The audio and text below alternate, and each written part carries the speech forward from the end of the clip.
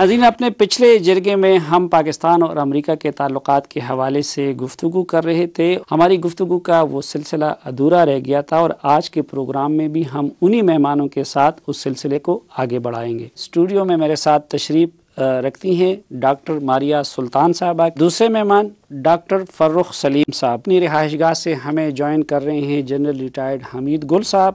لاہور سے ہمارے ساتھ ہوں گے سابق وزیر خارجہ خورشید محمود قصوری صاحب، جبکہ ٹورنٹو کینیڈا سے ہمیں آج کے جرگے میں جوائن کریں گے علامہ ڈاکٹر طاہر القادری صاحب۔ جبکہ ناظرین، آج کے جرگے میں جج کے فرائض سر انجام دیں گے کراچی اسٹوڈیو سے جناب ڈاکٹر مطہر احمد صاحب۔ سب سے پہلے جنرل حمید گل صاحب کی رائے لیتے ہیں۔ جنرل صاحب، جو ہم اب ہسٹری اسٹڈی کرتے ہیں اور آپ لوگ جو بتاتے ہیں اس سے یہ لگتا ہے کہ ہماری اسٹیبلشمنٹ ساتھ ساتھ کھیل بھی سکتی ہے امریکہ کے ساتھ اور اپنے نیشنل انٹرسٹ کو بچا سکتی ہے۔ تو یہ بتائیے کہ موجودہ جو ہماری عسکری قیادت ہے یا جو ملٹری اسٹیبلشمنٹ ہے، اس میں آپ کو کیا یہ صلاحیت نظر آتی ہے کہ وہ ان عزائم کو ناکام بنا دے گی یا کہ نہیں؟ یہ جو امریکیوں کے اور اسرائیل اور ہندوستان کے پاکستان کے حوالے سے جو عزائم آپ بتاتے رہتے ہیں، اس میں وہ لوگ کامیاب ہو جائیں گے؟ نہیں، انشاءاللہ نہیں ہوں گے، لیکن بہرحال ان کی جو اپنی ریشہ دوانیاں ہیں وہ تو جاری ہیں اور جاری رہیں گی۔ ان کو خطرات ان کو نہیں ہیں۔ اسرائیل کو خطرہ ہے پاکستان کی نیوکلیئر صلاحیت سے، اور اسرائیل نے ہمیشہ پاکستان کی اس صلاحیت کو اپنے لیے زندگی اور موت کا سوال بنایا۔ بھارت کو اس لیے ہے کہ اس کی جو ہیجمنی وہ بنانا چاہتا ہے، بالادستی قائم کرنا چاہتا ہے، اور امریکہ کی معاونت اس کو حاصل ہے۔ اس سلسلے میں جو پہلا ایشو امریکہ کے ساتھ سیٹل کرنے کا ہمارا ہے کہ ہمارا وہی نیوکلیئر سٹیٹس، یعنی عملاً ایک نیوکلیئر پاور سٹیٹس ہمارا قبول کرے جو انہوں نے ہندوستان کو گرانٹ کیا ہے۔ اگر یہ ایک مسئلہ ہمارا حل ہو جاتا ہے تو باقی جتنے ریلیشن شپ میں اونچ نیچ ہے انشاءاللہ ہم اس کو درست کر لیں گے۔ اچھا جنرل صاحب، اب فیوچر کی بات کرتے ہیں۔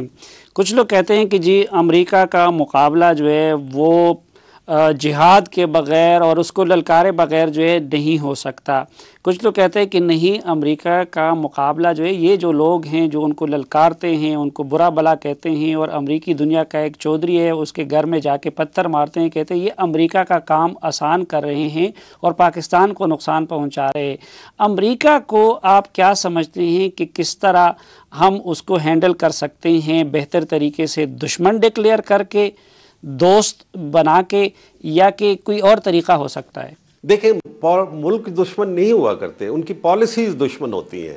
امریکہ کی جب تک اس قسم کی پالیسی ہے جو پاکستان کے مفادات سے ٹکراؤ کی کیفیت میں ہے تو یقیناً ہمیں اس کی مخالفت کرنی چاہیے۔ لیکن جو میں نے اس کے لیے اسٹریٹجی وضع کی ہے وہ 3D اسٹریٹجی ہے، اور اس کا مطلب ہے ڈیفائنس، ڈیٹرنس اینڈ ڈائلاگ۔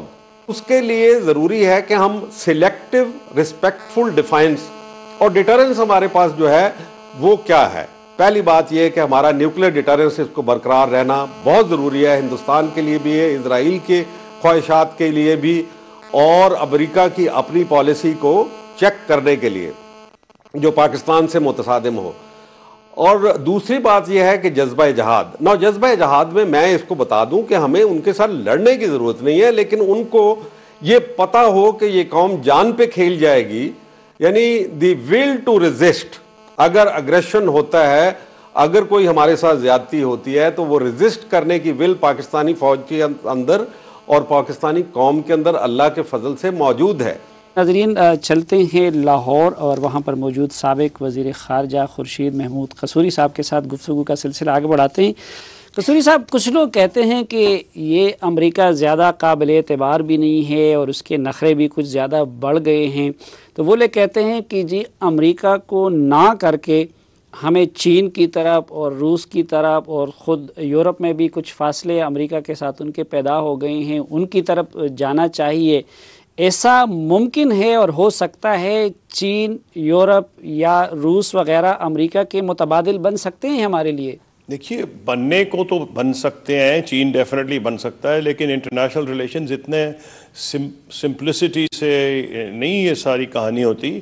پہلی بات تو یہ ہے کہ جو چائنا ہے ہماری بہت مدد کرتا ہے اور اس میں کوئی شک نہیں ہے۔ ابھی لیٹسٹ آپ نے دیکھا جو جوائنٹ ہماری کوآپریشن ہے جس کے نتیجے میں JF-17 تھنڈ آیا، اس کے علاوہ اور بھی مزید شعبوں میں وہ ہم سے کوآپریٹ کر رہے ہیں، لیکن میں نہیں سمجھتا کہ چین خود یہ چاہے گا کہ پاکستان اور امریکہ کے ریلیشن شپ جو ہے اس میں سٹرین آ جائے۔ اس کی وجہ یہ ہے کہ بلکہ چین نے تو خود فائدہ اٹھایا پاکستان کی امریکہ سے قریبی تعلقات کا ماضی میں، اور یہ جو نکسن وزٹ تھی چین میں اس میں پاکستان کا ایک رول تھا، اور چائنیز جب بھی ہمیں ملتے تھے اس کا وہ ایکنالج کرتے تھے۔ اور آج امریکہ اور چین بہت قریبی اکنامک پارٹنرز ہیں، بلکہ آپ کہہ سکتے ہیں ایک قسم سے کہ چین امریکہ کا فائنینشر ہے، اور دونوں کی اکنامک جو ان کی پراسپیرٹی ہے، ان کا اکنامک فیوچر ایک دوسرے سے ٹائیڈ اپ ہے۔ تو کوئی اس نوعیت کی ان میں جو عام طور پر عام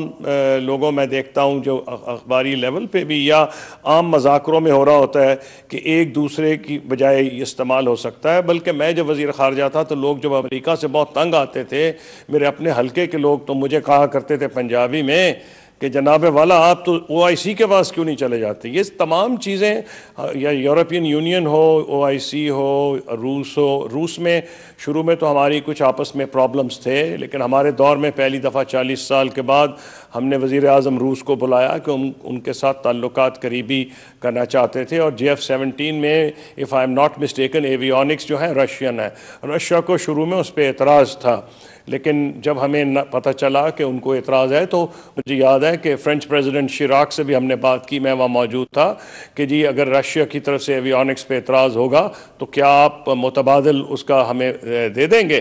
لیکن اس طرح ہوتا نہیں۔ اب یورپین یونین جو ہے، دیکھیں امریکہ سب سے بڑا ٹریڈ پارٹنر ہے پاکستان کا، ڈیفنس جو ہماری اکوپمنٹ ہے زیادہ تر امریکہ سے آ رہی ہے، اس کے علاوہ جو ہمارا ٹریڈ ہے ان کے ساتھ بہت زیادہ ہے۔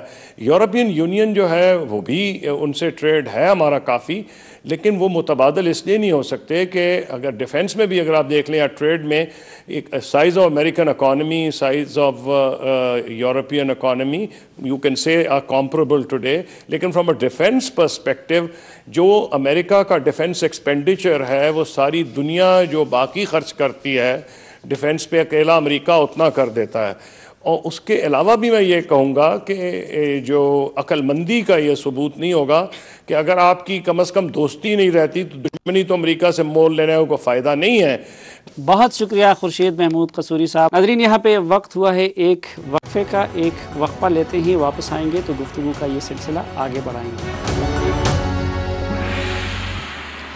ویلکم بیک ناظرین، اس وقت میرے ساتھ کینیڈا سے موجود ہیں ٹیلی فون لائن پہ ممتاز مذہبی اسکالر اور ادارہ منہاج القرآن کے بانی سربراہ علامہ ڈاکٹر طاہر القادری صاحب۔ علامہ صاحب، ٹیررزم کا جو ایشو ہے، اب یہ ہمارے دینی طبقات اور جہادی عناصر یہاں پہ کہتے ہیں کہ جس چیز کو وہ ٹیررزم کہتے ہیں وہ ہمارا ایک دینی فریضہ ہے، اور وہ کہتے ہیں کہ اس کی آڑ میں امریکہ چاہتا ہے کہ ہمیں مسلمان نہ رہنے دیں اور ہمیں جو ہے اپنے اسلام سے روگردانی پہ وہ مجبور کرنا چاہتا ہے۔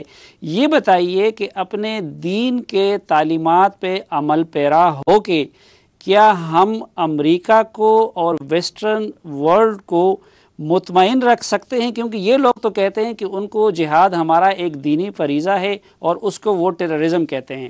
گزارش یہ ہے صافی صاحب، پہلی بات تو یہ ہے کہ یا تو پاکستان یہ اعلان کر دے کہ میں بین الاقوامی برادری سے نکلتا ہوں اور UNO کی جو انٹرنیشنل کمیونٹی ہے اس میں سے نہیں ہوں، تو میرے اوپر اس کے لاز بائنڈنگ نہیں ہیں، جو کہ کوئی ملک نہیں کر سکتا۔ لہذا آن ون ہینڈ وہ جو بائنڈنگ ہے انٹرنیشنل کمیونٹی کے رولز ریگولیشنز، اس کے تحت تو دہشت گردی کو اپنے ملک سے خاتمہ کرنا ہوگا، ون ایسپیکٹ ہے۔ اب یہ جو آپ نے فرمایا کہ بعض مذہبی عناصر اسے جہاد اور دینی فریضہ سمجھتے ہیں، بدقسمتی ہے کہ یہ نام نہاد جہاد کا علم اٹھانے والے صاحبان علم نہیں ہیں، یہ اتھارٹی نہیں ہے، انہوں نے اسلام اور دین اور مذہب تصور کو نہ سمجھا ہے اس کو غلط امیج دیا ہے، پوری دنیا میں بدنام کر دیا ہے۔ میں کو یہ عرض کروں کہ جو کچھ وہ کر رہے ہیں یہ ان کی اتھارٹی نہیں ہے اللہ اور اللہ کے رسول کے احکام کے مطابق۔ جس انداز کے ساتھ قتل و غارت گری ان کی طرف سے جاری ہے